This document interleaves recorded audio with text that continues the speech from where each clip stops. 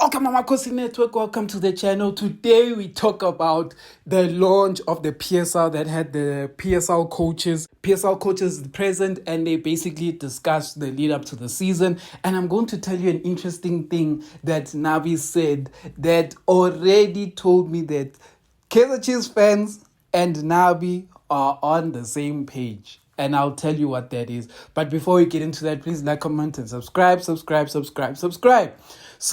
Nabi I think it was in the Supersport studios, whatever.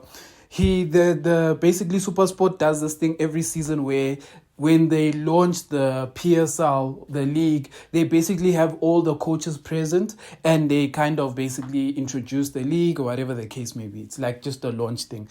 And Nabi was there and he was asked a question. And the question was more on would he challenge for the league? And Kaizer, and props to Kaizer, because I wish someone who could actually translate the language Nabi speaks can tell us exactly word for word what Nabi said, because Kaizer kind of was like biting his words. He was trying to phrase it in better ways. You could tell him edit the words in his head, but basically they asked him what does he believe Chiefs will challenge for the new season, and Kaizer started off explaining it not like a coach who's confident who's going to win the league. It was like nervous, like, hey, no. It's like he wanted to say, we won't challenge for the league. It's like he wanted to say that, but they chose the safe route to say he can't talk about the title, but what he's going to do is that they're going to go game for game, which is a good answer to have for any coach.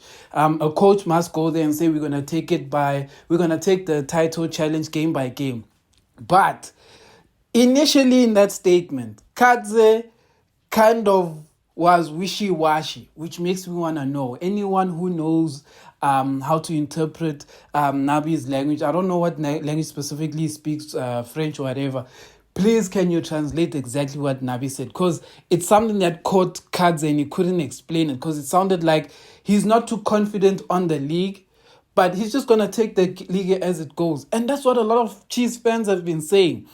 No Chiefs fan is confident to say we're going to go win the league. No Chiefs fan out there is confident to say we're going to win the league. Everyone is on a game-by-game process, which means a lot of people right now, they feel Nabi has 5 games at Chiefs to prove himself. And that's the first 5 games against Stellenbosch, Sundowns, Richards Bay, Golden Arrows, and I believe Polokwane City.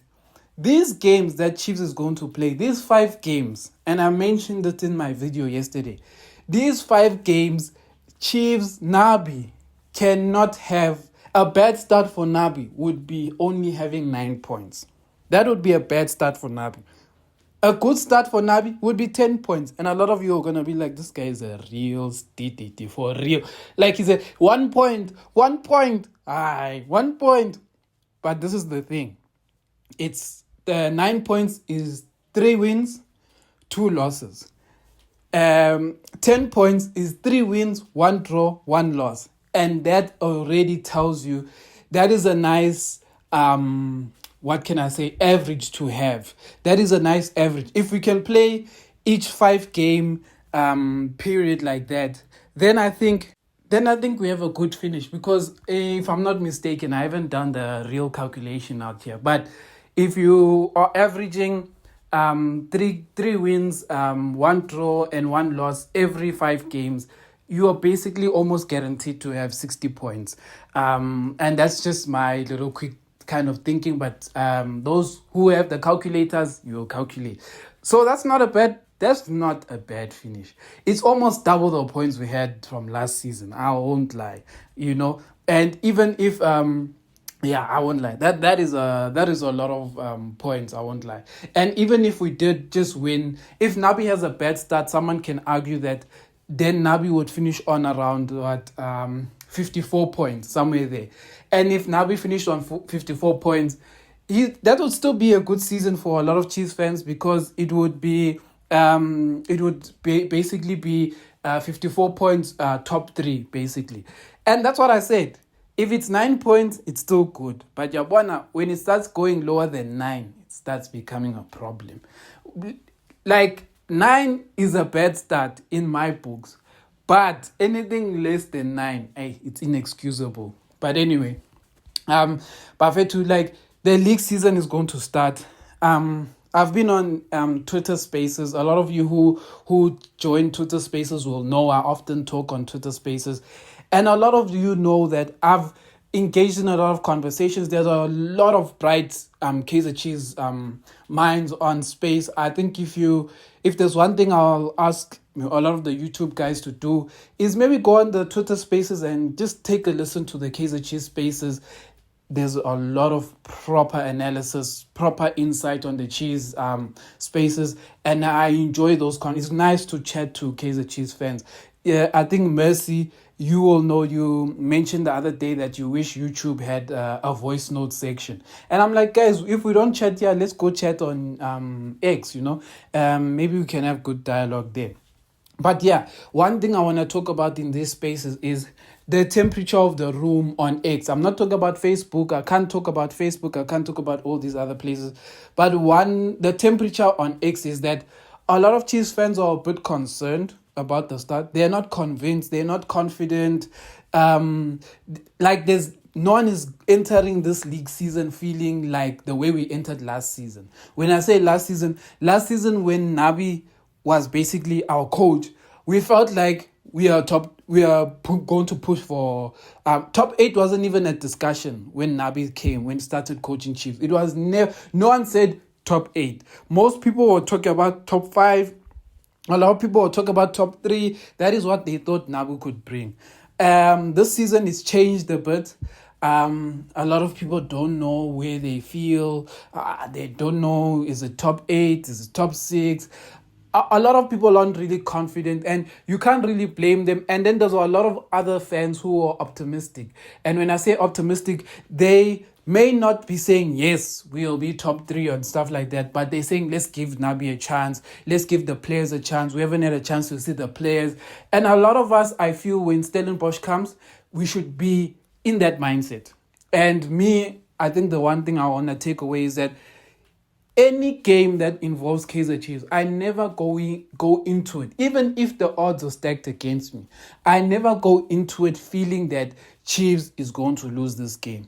There's no opponent that I'm scared of.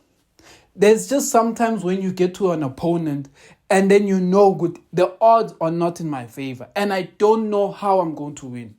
In Nedbank Cup last season, we didn't know how we're going to beat Pirates. We didn't know how we're going to beat Sundowns. We didn't know how we're going to beat Sellouts. All we knew is that no one can take away from the fact that these guys, if they beat us, they will not just walk all over us. We're going to have a shot because there's only really one game last season where Sundowns really outplayed us, and that was the Carling Cup. The rest of the games, Sundowns didn't really outplay us. We have to be honest. Sundowns didn't really we were there. We had our chances. We missed our chances. Same with Pirates. I think Pirates beat us 1-1 on both legs, if I'm not mistaken, or 2-1 on the other one. I forgot. I think it was 2 on the second leg. But anyway, we didn't lose hope. We didn't feel like they outplayed us. And I think that's the one thing I want to take away for leading up to Sellouts, is that Sellouts may be a decent team, etc., but I never go in feeling like I'm going to lose. But at the same time, I'm realistic, which is why yesterday, you'll know, I said a good result against Sellouts is a draw for us. Would I want to win? Yes, because I want to beat every team. I want 15 points out of 5 games. That's what I want. But if I just have to measure the team and what they did, because how can I put this? When I see the players we've signed, I don't have the measure to confidently say we will be 100 times better than last season. I mean, we finished 9th. I can't really say the players that we signed are going to make me top 3. The only thing I can say is I can only wait and see. I can only give them the chance to prove me right or wrong, whatever the case.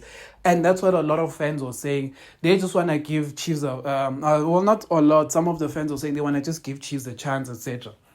Me, I'm also giving Chiefs the chance, but at the same time, I'm ready. I'm ready to hold my management accountable. I'm ready to hold Nabi accountable. If Nabi goes into these games not helping players play to their strength but only focusing on his system, I'm ready to hold him accountable. Management, I've already been holding accountable. Because say what you will about Nabi, but the problem does not start with Nabi.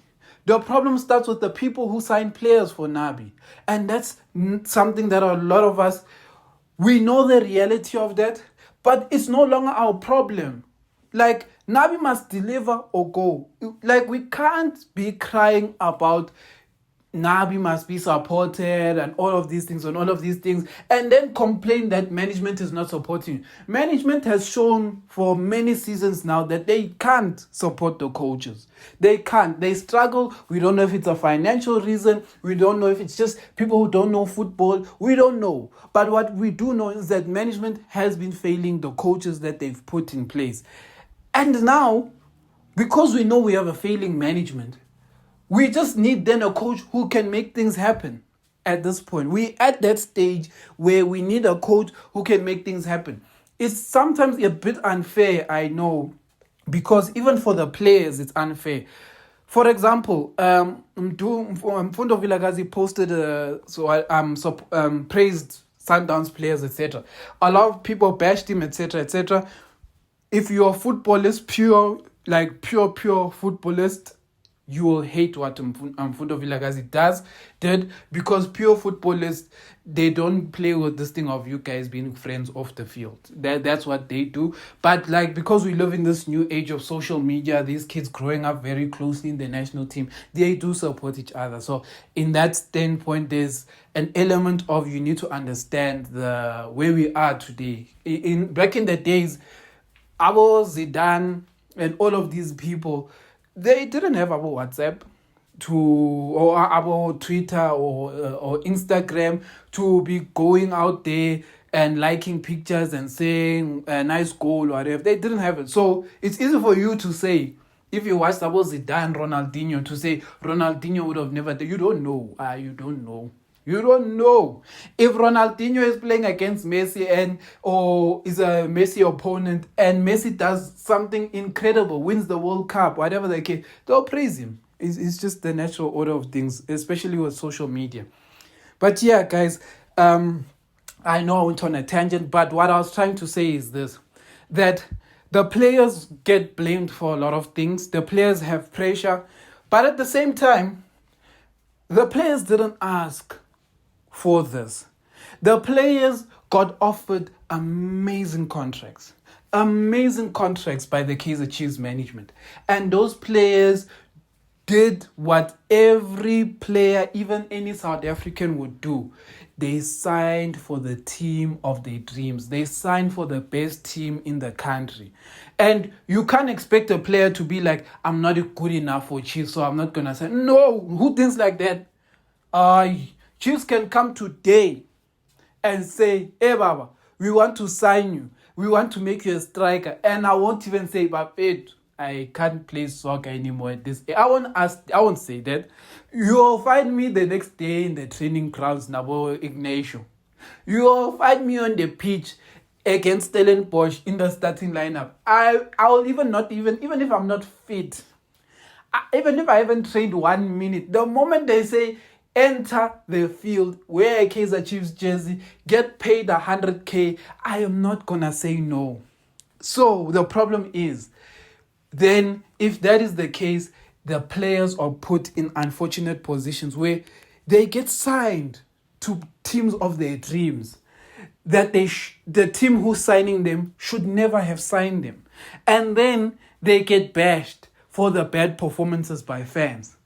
But then the management, for whatever reason, does not get enough accountability for this. Morris was signed, people defended, there was an outrage initially, but after that people came out and said, maybe he will adjust to how Nabi play. People started defending, trying to soften the deal and stuff like that.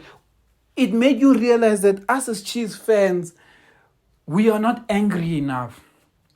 We sometimes are not angry enough. We sometimes are not vocal enough. We even have fans who go to stadiums who go against our feelings.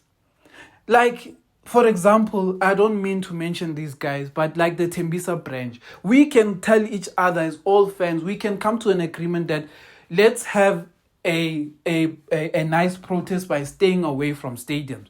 But the Tembisa branch will be there every game, meaning that they'll be against our protest. They will be there every game. They will be giving their friends free tickets. And that is already showing you, Guti, sometimes even us as fans, we do protest. Us not attending games is a protest. That is a protest. If you have to tell me that the best player in South Africa is playing for Kaizer Chiefs, FNB Stadium, and Chiefs is winning titles, I can tell you this for a fact.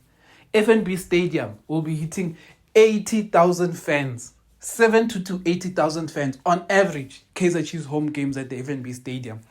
Because that is how good, that is the brand of Kaizer Chiefs. That is how many people support Kaizer Chiefs. People will try not to miss any game. But unfortunately, because of results, people don't see the like. Imagine you take your hard-earned money. You work in the mine. You cleaning municipality parks. I don't know. You wake up in the morning about 3. You go to work, etc., etc. And then when it's time for you to go and watch your team, they put Upotsani. I don't want to judge Upotsani or whatever, but I'm just saying they put Upotsani on the field. They put players that you like, oh, I worked all this to watch this. They put you on the field, you watch people tripping over their feet, and then you ask yourself, why I should be just at home drinking a nice cold beer and not wasting money on transport, food to go to the stadium. Let me rather do that than to go and pay money to watch Potsani miss on a one-on-one. And that's where a lot of Chiefs fans are. Unfortunately, Chiefs management is our biggest problem. But because we love our team so much, we tend to try stay away from this topic as much as possible. And so we are also part of the problem, unfortunately.